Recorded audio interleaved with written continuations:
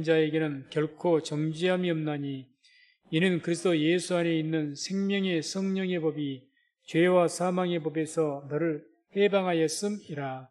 아멘. 오늘 낮에도 나왔던 말씀입니다. 이제 생명의 성령의 법과 죄와 사망의 법, 이런 제목으로 말씀을 선포하도록 하겠습니다. 우리를 죄와 사망의 법에서 해방한 것이 있는데 그게 뭐냐? 생명의 성령의 법이라고 합니다. 그래서 이 생명의 성령의 법, 죄와 사망의 법, 생명의 성령의 법은 무엇이고 죄와 사망의 법이 뭐냐? 우리가 분명하게 좀 분별을 해야 될 것 같습니다. 먼저 이 죄와 사망의 법에 대해서 우리가 말씀을 나누게 되면 이 죄와 사망의 이 법은 이제 그 죄와 사망의 법, 그러니까 한마디로 이 죄와 사망의 법은 율법을 이야기하죠. 율법, 한마디로 율법을 이야기하는데 그 이 죄와 사망의 이 법, 그 율법, 그 법의 그 효력이, 그 어떤 능력이, 죄와 사망의 법, 능력, 효력, 우리나라 같은 법이 있죠. 헌법, 형법, 민법, 이런 이 법에 그 효력과 능력이 있는 것처럼 이 법에, 죄와 사망의 법에 어떤 효력이 있느냐, 능력이 있느냐는 거죠. 그것은 이제 고린도전서 15장 55절, 56절을 보면 이런 말씀이 나옵니다.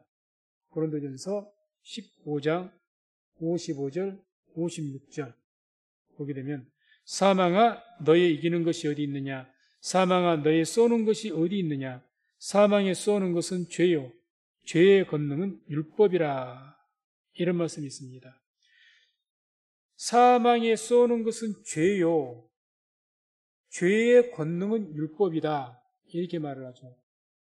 이 말씀을 좀 쉬운 말로 표준역이라는 성경에서는 이렇게 이 말씀을 번역을 했습니다. 죽음의 독침은 죄요. 죄의 권세는 율법입니다. 죽음의 독침이 죄다. 그러니까 이 우리를 죽게 하는 것이 뭐냐? 독침. 죽음의 독침이니까 그걸 맞으면 죽게 돼 있는데 그 독침이 뭐냐? 그것이 바로 죄라는 겁니다. 죄. 죄라는 독침에 맞게 되면 죽게 된다는 거죠. 그러죠? 죄의 삭은 사망이니까. 죄라는 독침에 맞게 죽게 됩니다. 죽음의 독침은 죄요.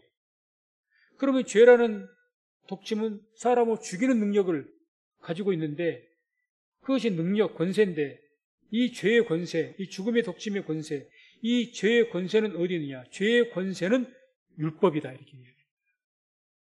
그 죄의 권세는 율법에가 있다. 말씀을 다시 정리하면 우리를 죽게 하는 사망을 주는 그 죽음의 독침은 어디가 있느냐? 죄가 있다는 겁니다. 죄. 죄를 짓게 되면 그 죄에는 어떤 능력이 있느냐? 우리를 죽이는 독이 있습니다. 죄가. 독침이니까. 그리고 그 죄가 우리에게 있으면 그 죄로 인해서는 죽게 돼 있는 거예요. 독이 있으니까. 이 죄를, 독이 있는데 이 독을 깨끗이 씻지 않으면 죽죠. 죽는 겁니다. 그러니까 우리 죽이는 능력이 어디가 있느냐? 죄가 있다. 죄가. 너희가 죄 때문에 죽는다는 거예요. 죄 때문에. 맞죠? 죄의 삭은 사망이니까.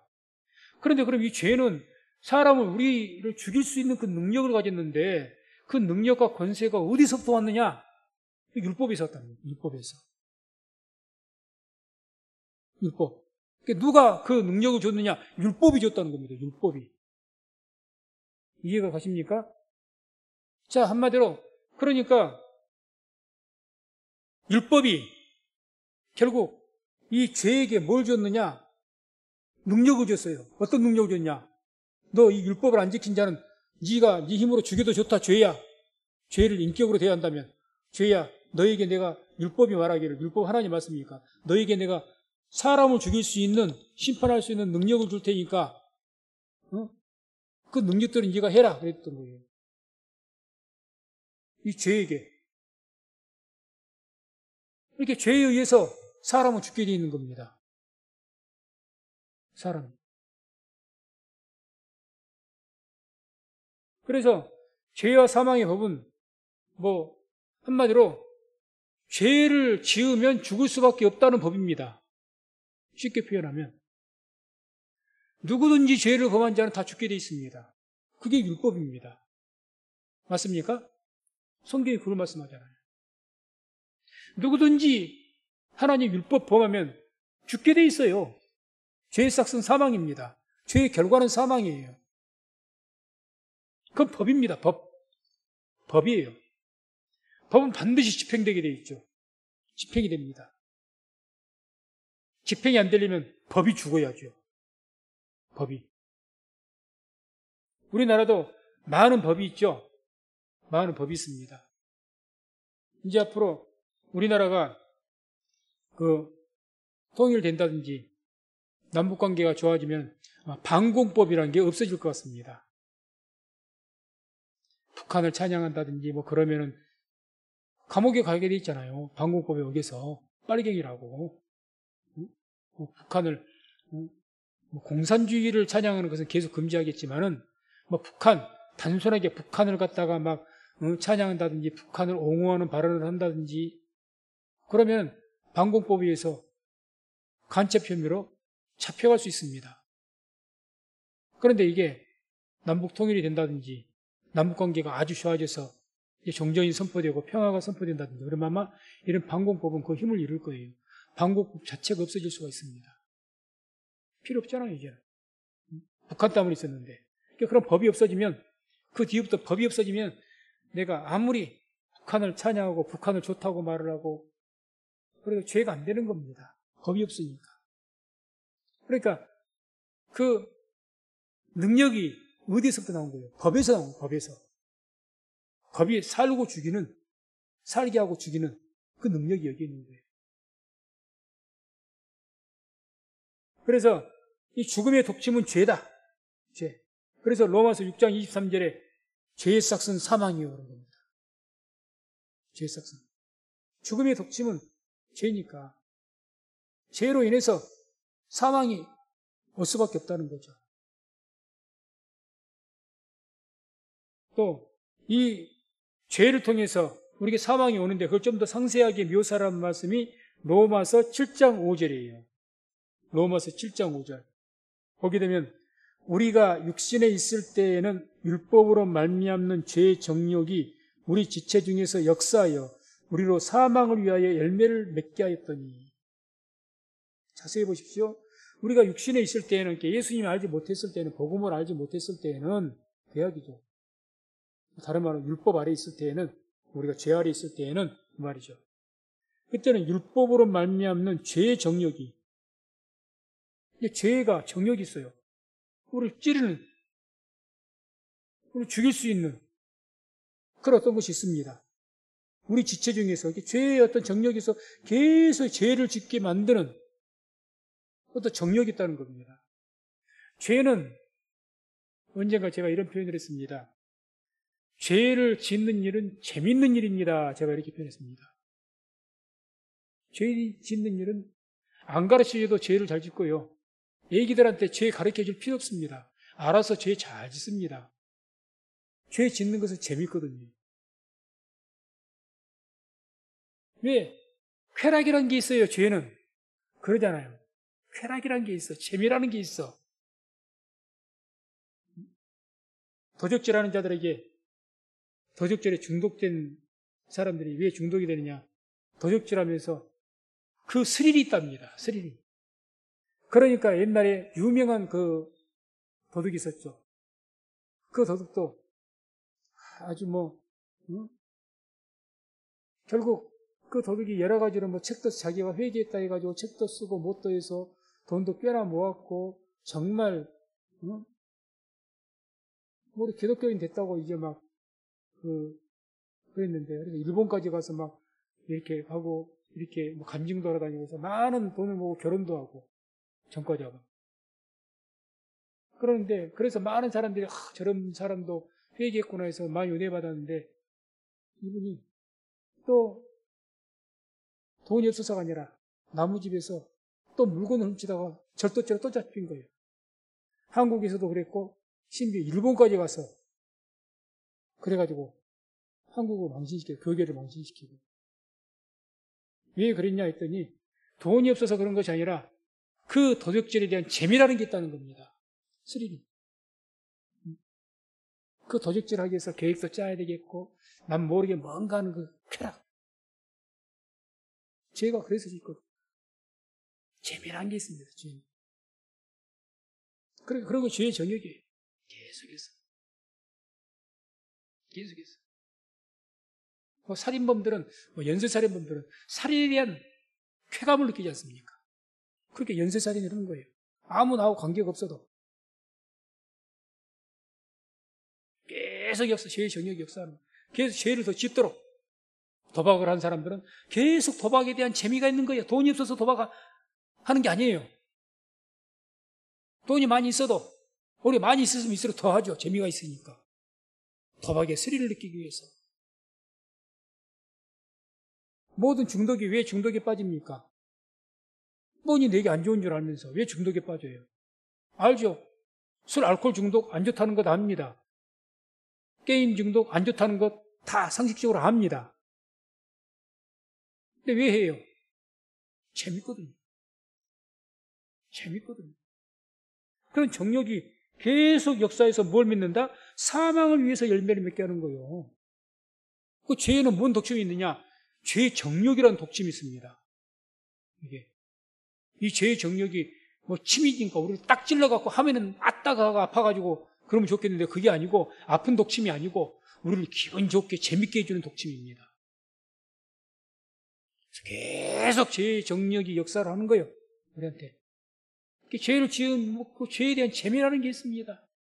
우리가 거룩한 일하고 경건한 삶을 살고 이거는 너무너무 힘이 든데 기도는 그렇게 하다가도 조금만 심해도 기도가 안 되고 막 기도하기가 너무 힘들고 하나님을 예배드리는 것도 힘이 들고 말씀 보는 것도 힘들고 좋은 일 하는 것도 힘들고 다 힘든데 좋은 일은 다 힘든데 어째 이렇게 안 좋은 것은 그렇게 재밌는지 몰라요.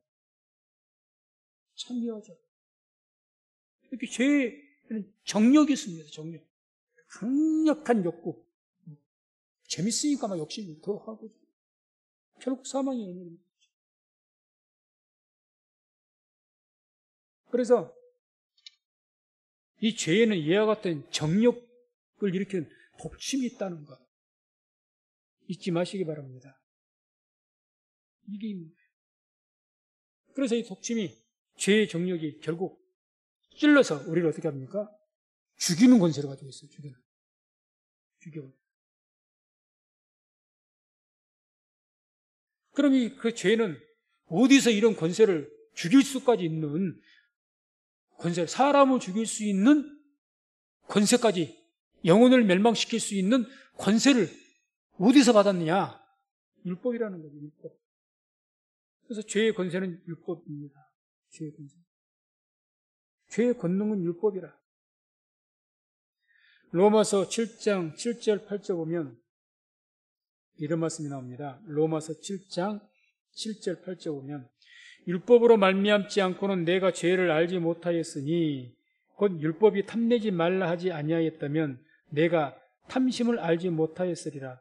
그러나 죄가 기회를 타서 계명으로 말미암아 내 속에서 각양 탐심을 이루었나니 이는 법이 없으면 죄가 죽은 것임이니라. 법이 없으면 뭐가 죽었다고요? 죄가 죽은 것이다. 왜?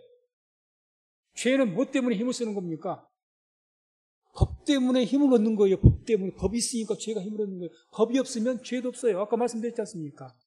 방공법 없어지면 방공법에 대한 북한을 찬양한 것이 옛날 죄였는데 죄가 없어지는 거예요. 없어지죠. 죄가 없어지는 거예요. 그러니까 법이 없으면 죄가 죽은 거예요. 법이 없으면. 그래서 이와 같이 이 죄와 사망의 법의 관계는 그렇습니다. 죄에게는 독침이 있는데, 사람을 죽일 수 있는 독침이 있는데, 이 독침이 그 사람 죽일 수 있는 능력을 다 어디서 받아서 왔느냐? 율법에서, 법에서. 그 법이 권세를 조절하는 거예요. 그러니까 법이 있으니까 죄가 있는 거죠. 죄가. 오늘도 예를 들어서 교회에서 자 어디서 딱 선을 딱 끊어놓고 예를 들어서 그러지 않습니까? 그래서 이 강대상을 누구든지 넘어오지 마시오 하고 법을 세웠다고 합시다. 그러면 그 법을 세우고 난 뒤에 그 강대상 위로 올라가면 그건 죄가 됩니다. 법이 있기 때문에. 그런 법이 아예 없어. 그러니까 예배할 때만 아니면 특별하게 아니면 아무나 올라와도 법이 없을 때는 그건 죄가 아니에요. 법이 있어야 죄가 있는 겁니다. 법이 없으면 죄가 없어요. 예를 들어서 만약에 그럴 수는 없겠지만 윤리적으로 도적질하는 것도 옛날에는 그런 도적질하는 거 이런 법이 있는 줄 아십니까? 옛날 고대에는 그런 법 없어요. 고대 그런 법이 없습니다. 옛날에는 함무라비 법전이 최초의 법전이라고 하는데 그런 구체적인 법이 세우기 이전에는 약육강식의 시대입니다. 강한 사람이 마음대로 돼야 되는 시대예요. 그러니까 강한 사람이 남의 거 뺏어가면 그런다고 해서 그 강도니 약한 사람 죽였다고 해서 살인죄니 법 없어요. 그때는 힘이 법이에요. 힘이 주먹이 법입니다. 그때는 법이라는 게 없어요. 법치주의가 아니기 때문에 법 없어요. 법이 생겼기 때문에 나라가 생기고 법이 딱 생겨서 약한 사람 괴롭히지 마라. 너 저 사람 거 뺏어가면 도적질이야. 너 저 사람을 때려서 상해를 입히면 상해죄야. 그러면 징역 몇 년이야 너. 이런 법이 있으니까 죄가 되는 거예요. 이제는. 고대는 그런 죄가 없었어요. 그런 법이. 없죠. 그러니까 인간이 문화가 발달을 하고 더 고차도 발달할수록 법이 발전을 하죠. 그래서 흔히 우리가 하는 말이 법치주의 그러죠. 법치주의. 진정한 민주주의 국가는 법치주의입니다. 법치주의. 대통령도 법을 지켜야 되고 국민도 법을 지켜야 되고 똑같이 법 아래에서 평등하다 이렇게 말합니다. 이게 뭐죠? 우리가 공교회를 세우자고 획대를 세우고 나옵니다. 공교회가 뭡니까? 그게 하나님의 법치주의를 하자는 겁니다. 다시 말해서 교회 안에서 세력적 당을 이루어갖고 또 교회에서 힘께나 쓴다는 사람, 목소리께나 큰 사람들이 몇 명이 많이 모였다고 해서 그 사람들이 교회를 갖다가 좌지우지하는 것이 아니라 교회에 법이 있어서 우리 정관 법이 있지 않습니까? 교회의 법대로 교회를 운영하자.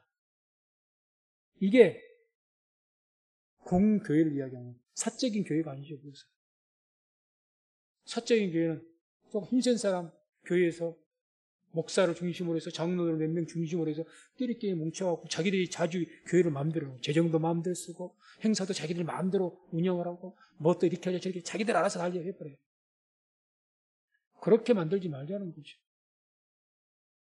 정확하게 하나님의 말씀에 입각해서 법을 세워서 그런 하나님의 뜻 가운데서 이루어가자는 그게 바로 공교회입니다. 거룩한 우리가 신앙 고백으로 드리는 교회. 거룩한 공교회. 그런 거룩한 공교회에 성령께서 임하신다는 것을 믿는 것을 우리가 사도신경으로 항상 고백하지 않습니까? 우리 교회가 그렇게 돼요. 그래서 이와 같이 법이 없으면 죄가 죽은 것이다. 그걸 우리가 이제 알아요. 그런데 이런 율법, 이 법은 기한이 있습니다. 기한이. 아까 제가 서두에 예를 들었더니 방공법이 기한이 언제까지일까요? 나라가 통일되면 그 기한은 끝날 겁니다. 그러죠? 방공법은. 북한하고 우리나라가 해서 한 나라가 되고 평화통일하고 그러면 방공법이라는 것은 없어지죠. 왜 필요가 있겠습니까? 지금도 많이 약화됐지만. 그럼 아마 기한을 말한다면 우리나라가 통일되는 그 순간까지는 거기가 이제 이 방공법이 기한이에요. 통일되면 방공법이 자동으로 폐지가 되는 겁니다. 지금도 법에는 어떻게 합니까? 북한을 주적이라고 그러죠. 가장 주된 우리의 적수다. 원수다. 적. 이렇게 표현을 합니다. 법에서. 우리의 주적이 북한이에요. 일본, 중국 아닙니다. 북한입니다. 북한. 이런 것들이 없어지죠. 어찌 이제 북한이 주적이 되겠습니까? 안 되는 거지. 우리 형제죠, 형제. 그런 것들이 싹 없어지는 거예요. 이 율법도 마찬가지예요. 그래서 로마서 7장 1절 2절 보면 이런 말씀이 나옵니다. 7장 1절 2절 같이 말씀을 합독합니다. 형제들아 내가 법 아는 자들에게 말하노니 너희는 율법이 사람의 살 동안만 그를 주관하는 줄 알지 못하느냐. 남편 있는 여인이 그 남편 생전에는 법으로 그에게 매인 바 되었으나 만일 그 남편이 죽으면 남편의 법에서 벗어났느니라. 아멘. 자, 말씀하세요. 남편이 이를테면 율법이나 다름없는 겁니다. 결혼한 여인이 그 남편이 죽으면, 남편이 죽기 전에 다른 남자를 만나면 그건 음부죠, 음부. 죄가 되는 거예요. 돌로 쳐서 죽여야 되는 거예요. 남편이 죽었어요. 그럼 재혼하면 죄입니까? 아닙니다. 재혼은 죄가 아니에요. 남편이 죽은 경우에. 죄가 아니에요. 다른 남자 만나도. 그래서 남편은 이제 상징적으로 율법을 의미하는데, 만약 율법이 죽은다면, 그동안 하나님의 백성들이 뭐에 묶여 있습니까? 율법에 묶여 있잖아요, 율법에. 구약시대는 율법에 묶여 있잖아요. 율법을 범하면 징계를 받게 돼 있잖아요. 죽임을 당하든지. 이렇게 묶여 있는데, 만약 율법이 죽은다면, 예를 들어서 이야기한 겁니다. 그러면 율법에서 너희가 자유케 된 것이다. 율법을 그때는 범해도, 쉽게 말해서 범해도 남편이 죽으면 그 여인이 다른 남자에게 결혼을 해도 죄가 안 되는 것처럼 서로 너희가 율법을 범한다 하더라도 그건 죄가 되지 않는다, 이 이야기. 왜? 법이 없으니까, 이제는. 율법이 죽었으니까. 이해하시겠습니까? 지금 그 이야기를 한 거예요, 계속. 그런 이야기를 한 이유가 있죠. 이 율법이 이제 죽었다는 표현보다도 어떻게 됐습니까? 예수님을 통해서 율법이 완성이 되어버렸습니다. 완성. 그러니까 율법은 죄의 삭은 사망이었잖아요. 율법이 죄에게 권능을 줬고 그 죄를 통해서 사망을 죽일 수 있는 권세가 누구에게 있어요? 죄가 있고 그 죄는 율법을 통해서 권세를 받았는데 이 율법이 없어졌어. 그럼 이 죄도 뭐를 잃어버려요? 힘을 잃어버려요. 아무것도 아니야, 이제. 그 관계를 생각을 해야 됩니다. 그러니까 자 보세요. 마태복음 5장 17절에 우리가 자주 나누는 말씀입니다. 내가 율법이나 선지자나 폐하러 온 줄로 생각지 말라. 폐하러 온 것이 아니요 완전케 하려 함이로라. 예수님께서 이 땅에 오셨는데 우리가 성경 보면은 안식일 때문에 싸움이 많이 났거든요. 안식일 때문에. 안식일 날 예수님께서 병을 고치기도 하시고 안식일 날 제자들이 밀에 가서 밭에 가서 거두어다가 밀을 부스에다가 까먹으니까 다른 유대인들이 말하기는 왜 당신 메시아라고 하면서 왜 당신 제자들은 저렇게 안식일을 범합니까? 안식일 일 안 해야 되는데 왜 당신은 메시아라고 하면서 안식일 날은 아무것도 안 해야 되는데 왜 병을 고칩니까? 왜 일합니까? 그 말이에요. 그때 예수님께 뭐라고 합니까? 인자는 안식일에도 주인이다, 이런 말씀하잖아요. 그래 예수님께서 그 율법을 완전케 하러 왔다. 이 완전케 했다는 완성을 시켰다는 이야기입니다. 율법을 폐했다는 것은 율법을 무시해버리고 없애버린 것이고 그게 아니고 율법을 완성시켰다. 그럼 뭔 의미일까요? 율법을 완전케 했다는 것은. 율법이 뭘 요구합니까? 지금 율법을 범한 자는 반드시 어떻게 돼 있어요? 죽이게 돼 있습니다. 그러잖아요. 율법은 만약에 저 사람 율법이 지금 없어지지 않았을 때 그 율법이 완성되기 위해서는 내가 율법을 범해서 그럼 율법의 그 법대로 내가 죽어야 돼요.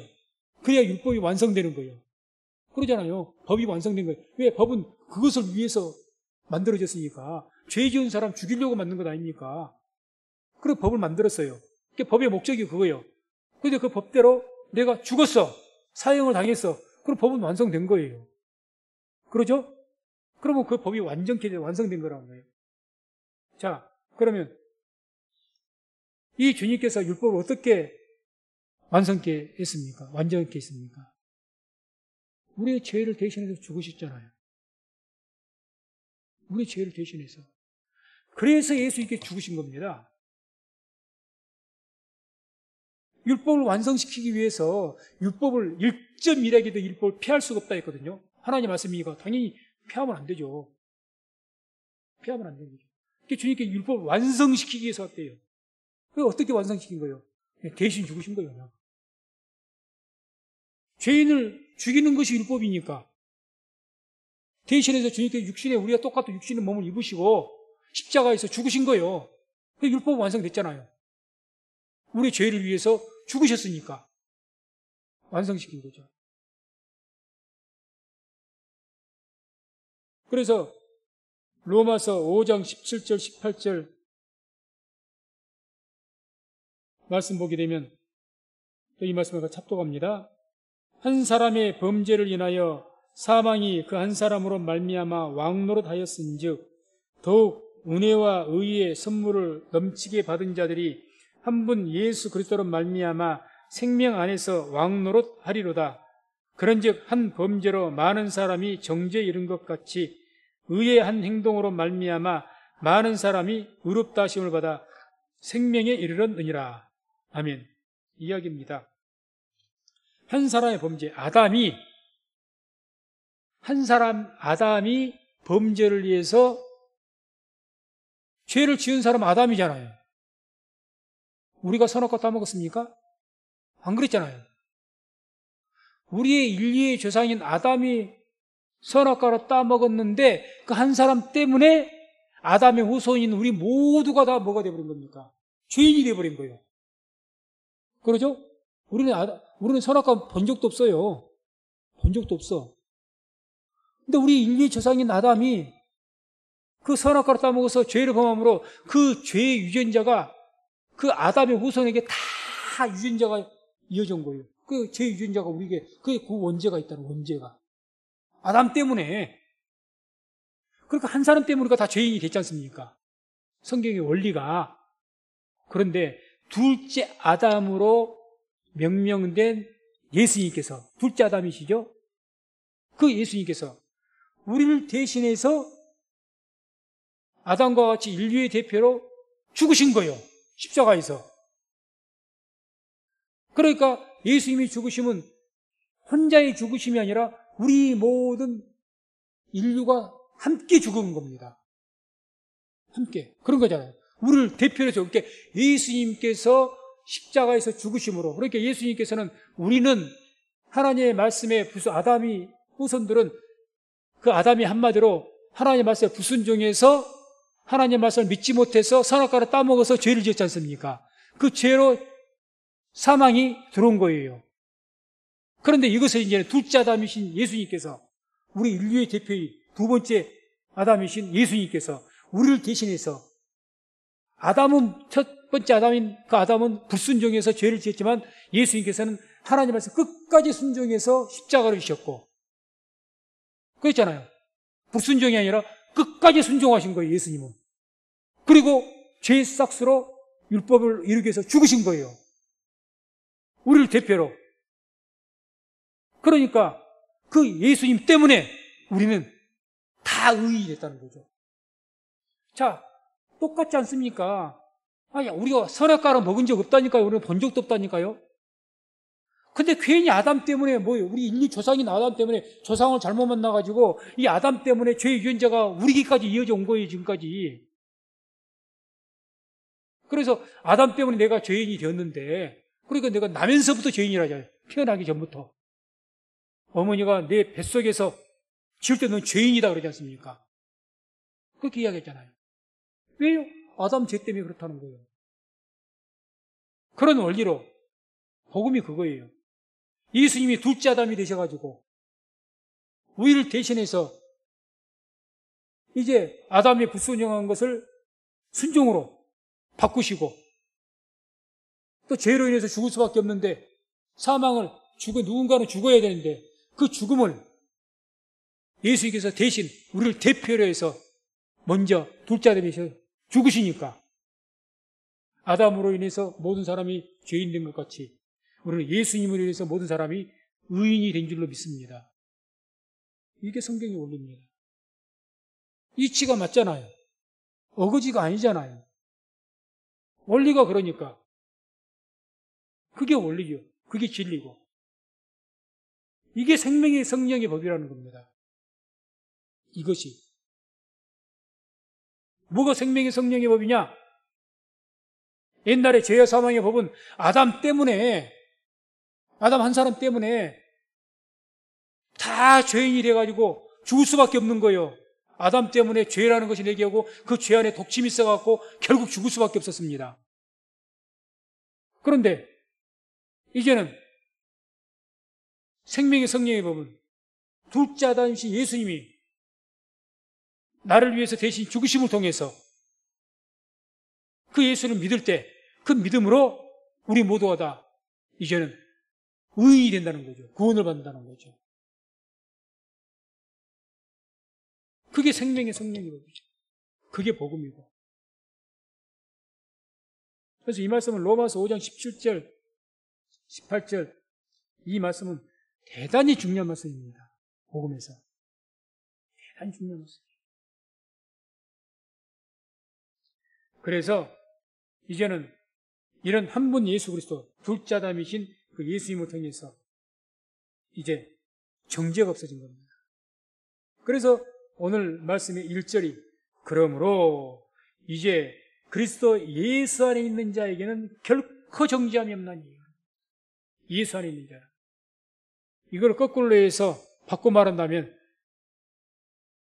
아담 안에 있는 자는 반드시 죽게 되는 겁니다. 아담 안에 있는 자는. 율법 안에 있는 자는 반드시 죽습니다. 율법 안에. 반드시 죽게 되어 있습니다. 그러나 둘째 아담이신 예수님 안에 있는 자는 절대 정죄가 없습니다. 안 죽습니다. 그게 생명의 성령이거든요. 생명의 성령.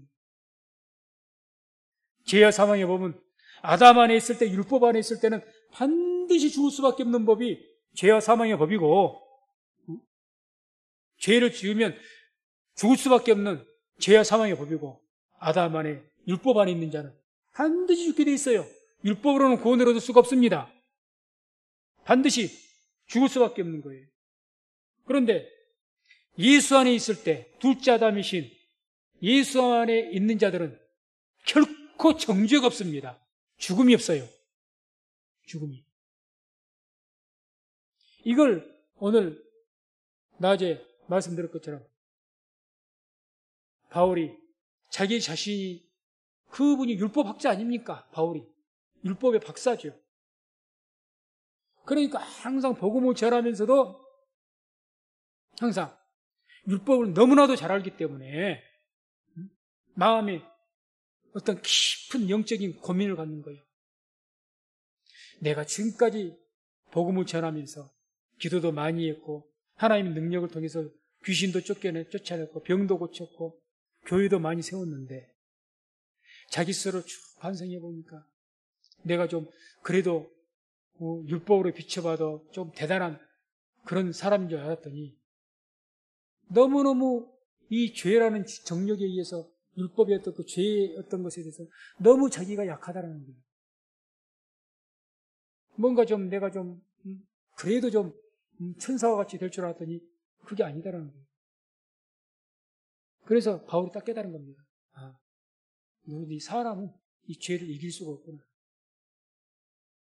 죄가 내 안에 있는 이상 죄의 독점은 그러니까 한마디로 아담 안에 율법 안에 만약에 내가 있다면 결코 이것을 살 길이 없구나. 이걸 깨달은 겁니다. 이걸 깨달은 겁니다. 죄와 사망의 법 안에 있어서는 결코 그 죄에게 있는 독침 이것 때문에 누구도 살 길이 없구나. 이것은 피할 길이 없구나. 그걸 깨달은 겁니다. 그러니까 오라 이 사망의 몸에서 누가 나를 건져낼 것인가 그러지 않습니까? 이 사망의 몸이라고 해서 죽을 수밖에 없는 몸이라는 거죠. 아, 나는 죽을 수밖에 없구나. 얘 딱 죽었구나. 살 길이 없구나. 그거예요. 이게 사망의 몸입니다. 누가 나를 건져낼 것인가? 거기서 지금까지 자기가 그동안 전했던 이 복음. 아, 맞아. 예수 그리스도 안에 있다면 내가 아담 안에 율법 안에 있는 것이 아니라 복음 안에 예수님 안에 있다면 절대 절대 여기에는 정죄가 없다. 결코 정죄함이 없구나. 이걸 깨달은 겁니다. 그래서 예수 안에 있을 때는 율법이 또 표현하기가 그렇지만 죽습니다. 효력을 잃어요. 예수 안에 있으면. 율법이. 그래서 아까 제가 잠깐 말씀드렸지만 이 마가복음 2장 27절, 28절을 한번 보게 되면 같이 말씀을 합독합니다. 또 가라사대 안식일은 사람을 위하여 있는 것이요 사람이 안식일을 위하여 있는 것이 아니니 이러므로 인자는 안식일에도 주인이니라. 아멘. 인자는 안식일에도 주인이다. 이게 무슨 말씀일까? 자, 율법 안에 있으면 누가 왕입니까? 율법이 왕이에요. 율법이 권세를 가지고 있어요. 율법이 왕입니다. 율법이 죽으라 하면 죽어야 되는 것이고 살아라 하면 사는 거예요. 그러니까 율법으로는 우리가 살 길이 없어요. 율법은 죽으라고 하니까. 죄의 삭은 사망이잖아요. 율법은 죽으라고 그러지 않습니까? 율법이 왕이면 죽을 수밖에 없어요. 그런데 예수 안에 있으면 누가 왕입니까? 예수님이 왕이고 복음이 왕이에요. 복음이 왕 노릇하는 겁니다. 복음이. 그러니까 인자는 안식일에도 주인이라는 거예요. 인자는. 안식일은 뭘 상징합니까? 율법이거든. 율법은 이 율법을 완성시켰잖아요. 예수님께서. 내가 율법을 완전케 했다 그러지 않습니까? 이 안식일이 내 주인이다. 예수님은 왕이라는 거예요. 왕이다. 이제는 내가 왕이니까 율법은 완성시켰으니까 쉽게 말하면 율법은 죽었으니까 이제는 율법이 왕이 아니라 예수님이 왕인 거예요. 예수님이. 그러니까 결코 정죄함이 없는 거죠. 정죄가 없는 겁니다. 그래서 우리는 지금 어떤 법 아래 살고 있느냐? 당연히 생명의 성령의 법 아래 살고 있는 거죠. 복음의 법 아래. 예수를 믿는 회개하고 예수님을 영접한 모든 사람들이 지금 어떤 법 아래 살고 있느냐? 예수님의 법 아래 살고 있습니다. 예수님의 법 아래, 예수님의 말씀 안에 그게 그리스도 안이라는 겁니다. 예수님. 그게 생명. 그리고 거기는 뭐가 없다? 결코 정죄함이 없다. 결코. 진홍같이 붉은 죄가 있을지라도 정죄가 없다는 거죠. 예수 안에 들어가는 자는 평생 강도짓하고 사람 죽이고 도적질했던 그 예수의 우편에 있던 강도도 마지막에 회개하니까 구원받았지 않습니까? 정죄 안 받잖아요. 그렇게 악한 죄를 지었던 사람이 어떻게 삽니까? 법을 통해 죽여야지. 근데 예수 안으로 들어가 버리니까 산 거예요. 그게 바울이 그런 겁니다. 오늘 낮에도 말 내가 죄인 중에 괴수라고 했지 않습니까? 바울이 참 교회에 못된 짓 많이 했어요. 못된 짓 많이 했습니다. 어떻게 그 죄가 없다고 할 수가 있겠어요? 이거 단순한 죄가 아니지 않습니까? 아마 바울 때문에 죽은 성도들이 많았을 거예요. 직접 죽이지는 않았을지는 모르겠지만 그것도 모르죠. 아마 직접 죽이진 않았다 할지라도 다른 사람 손에 넘겨줬다 할지라도 바울 때문에 죽은 것 아닙니까? 바울 때문에 그 거룩한 성도들 믿음을 끝까지 지키려 했던 분들이 그냥 묶여가지고 거기다가 포르타르를 이렇게 막 기름 같은 걸 붙여갖고 불에 태워서 죽이고 사자 밥으로 내줘 사자 밥으로 죽이고 찢어서 죽이고 삶아서 죽이고 그냥 죽인 줄 아십니까? 이를 부득부득 깔 일이에요. 이를 부득부득. 당시에는. 바울만 보면 그냥 벌벌 떨리고 저 사람한테 걸렸다면 난 죽는다 싶으니까 다 도망가 버리잖아요. 제자들이 처음에는. 그런 죄를 지었던 사람이 바울이에요. 그 바울이 하는 말이 그거예요. 내가 복음을 깨닫고 보니 나 같은 죄인도 정죄함 받지 않더라는 거죠. 예수 안에 있으니. 그러죠. 바울과 같은 죄인 괴수도 예수 안에만 있으면 정죄받지 않습니다. 그게 생명의 성령의 법이에요. 죄와 사망이 없으면 있을 수가 없는 일이죠. 아무리 봐주고 또 봐준다 할지라도 있을 수가 없죠. 근데 생명의 성령의 법에서는 가능하다는 겁니다. 그래서 우리가 이런 복음의 비밀을 복음의 능력이라고 표현하죠. 복음의 능력. 어떤 죄도 정죄하지 않고 그 죄를 사해주고 구원시키고 자유케 해주는 것이 이 복음에게 있지 않습니까? 이 복음의 능력. 이 능력을 깨닫고 그러한 자유한 가운데 살기 위해서는 오늘 낮에 선포했던 것처럼 우리가 영혼을 위한 영적인 깊은 고민이 있어야 됩니다. 제 자신의 죄에 대해서 깊이 성찰해야 됩니다. 내가 어떤 자, 내가 정말 깊이 묵상하다가 스스로 묵상하다가 내가 정말 죄인 중에 죄인이구나. 이게 막 드러나야 됩니다. 드러나요. 바울이 회개하고 나서 무슨 또 죄를 지었겠어요? 그런데도 불구하고 자기 죄인 중에 괴수라고 하잖아요. 괴수. 항상 나는 죄인이라고 이야기하겠습니다. 위대한 사람들 자기도 다 죄인이라고 그래요. 아유, 그렇게 오랫동안 신앙생활하고 복음 전하고 그랬던 분이 뭔 죄를 또 졌어요? 또 죄였다는 것이 아니라 그 원죄라는 것, 인간의 원죄라는 것이 얼마나 취약한지 그걸 아는 거죠. 이제는 아는 거죠. 죄가 얼마나 그 죄성, 아까 죄의 정력에 대해서 이야기했지 않습니까? 죄의 정력. 죄에 대한 것들.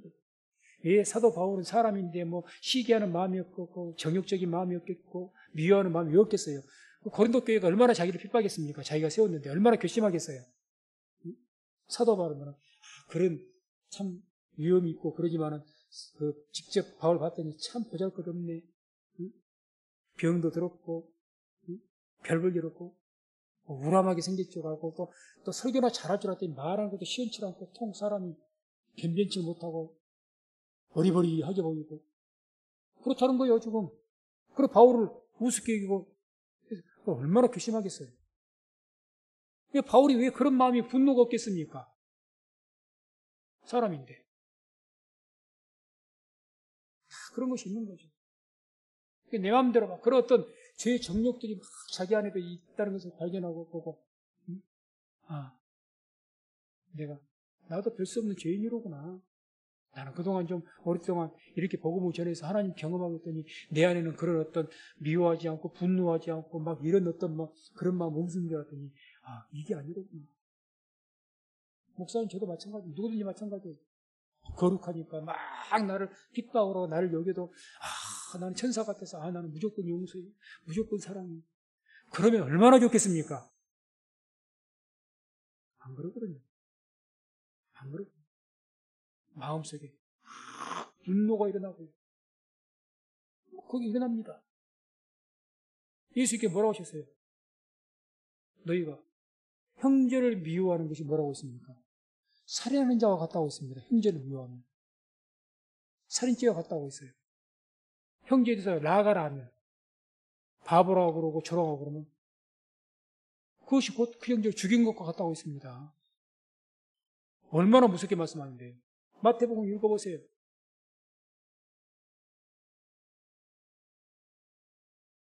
그러니까 그런 어떤 것이 있는데 바울도 그렇게 했어도 마음 안에는 그런 마음이 있다는 거 아마 발견하는 거죠. 그러니까 나는 공부한 자로다. 나는 특별히 사도 바울이고 이렇게 큰일했으니까 나는 천사와 같겠지. 이게 아니구나. 내 안에 죄의 정력이 있어가지고 그게 지금 눌려져 있을 뿐이지 언제든지 이게 일어날 수가 있겠구나. 그리고 그 죄의 그 정력에 사로잡혀갖고 내가 무릎을 꿇는 그런 것을 내가 보는 거예요. 별 수 없는 죄인이로구나. 그걸 알아야 됩니다. 그 죄를 알아야 비로소 자기의 죄가 얼마나 깊은 것인지 크다게 표현하기보다 얼마나 뿌리가 깊은 것인지 이 죄는 내 힘으로 해결할 수가 없다는 것을 깨닫는 그런 영적인 깊은 고민. 내가 목사가 돼서 이게 대체 뭔가? 내가 권사가 돼서 장로가 돼서 집사가 돼서 그런데 신앙생활 지금까지 왔는데 대체 이게 뭔가? 원수를 사랑을 하셨는데 주님 이렇게도 섬기라고 했는데 세상 거 사랑하지 말라고 도대체 내가 지금 하고 있는 짓이 뭔 짓입니까? 그래서 애통할 수가 있어야죠. 애통해야지. 그런 것이 있어야 복음의 비밀을 깨닫습니다. 생명의 성령의 법을 깨닫게 되는 거예요. 그래서 말씀을 했습니다. 이와 같이 우리가 항상 살아가면서 영적인 깊은 고민을 갖고 살아가시기를 주의 이름으로 축원을 드립니다. 그게 심령이 가난한 자입니다. 그게 복된 자. 그게 애통하는 자입니다. 애통하는 자. 그게 결과적으로 의를 위해서 핍박을 받을 겁니다. 그런 고민을 가지고 살아가니까 나는 도대체 뭘 위해서 신앙생활하고 나는 무엇 때문에 살아가는가? 자꾸 그런 자기를 바라보고 다시 자기의 질문을 해보고 그래서 저와 우리 성도님들 이런 깊은 영적인 고민을 통해서 우리의 영혼이 더욱 자라고 믿음도 자라나서 또 특별히 이런 성령의 생명의 성령의 법을 복음의 비밀을 깨닫게 되는 그런 우리 성도님들 되시기를 주의 이름으로 축원을 드립니다.